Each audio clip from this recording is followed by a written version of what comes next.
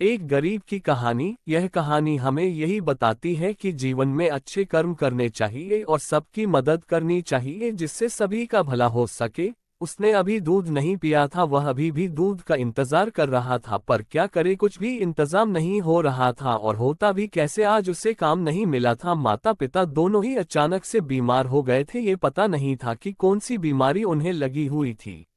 गरीबी भी एक मुसीबत बन गई थी। बच्चा रोए जा रहा था, पर आज उसे दूध नहीं मिला था। आज घर में दूध खत्म हो गया था। दोनों इतने बीमार थे कि उठ भी नहीं पा रहे थे। उनकी झोपड़ी भी काफी दूर थी, किसी की मदद भी नहीं ले पा रहे थे। गरीब आदमी रोज कमाता है और खाता है।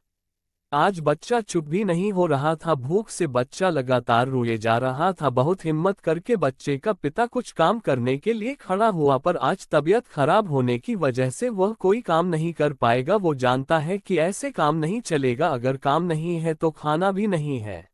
ऐसा सोचकर वह काम करने के लिए चल पड़ा। बहुत कोशिश करने पर भी आज उसे काम नहीं मिला और वह बहुत परेशान हो गया कि जब जरूरत नहीं होती है तो काम मिल ही जाता है, बट आज बहुत जरूरत है पर कोई काम नहीं। ऐसा कब तक चलेगा, पता नहीं, भगवान भी हमें भूल गया है।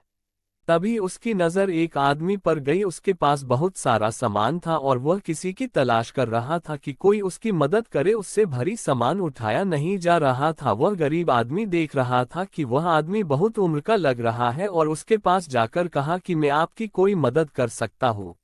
आज मुझे कोई काम नहीं मिला है, अगर आप मुझे कुछ पैसे देंगे तो मैं इस सामान को ले जा सकता हूँ। उस आदमी ने हाँ कह दी और वह गरीब आदमी उसका सामान लेकर चल पड़ा। उस सामान में कुछ मूर्तियां थी जो कि एक मंदिर के पास ले जानी थी। वह गरीब आदमी बुखार में उन मूर्तियों को पकड़कर ले जा रहा था। उस आदमी ने पूछा कि मुझे लगता है कि तुम्हारी तबीयत ठीक नहीं है और तुम काम करने के लिए आ गए हो। और फिर उस आदमी ने कहा कि आज बच्चे को एक बोतल भी दूध नहीं मिला है और घर में कुछ नहीं है, इसलिए मैं काम करके उसके लिए दूध लेकर जाएंगे। जब तक मैं घर नहीं जाएंगे तब तक वह रोता रहेगा।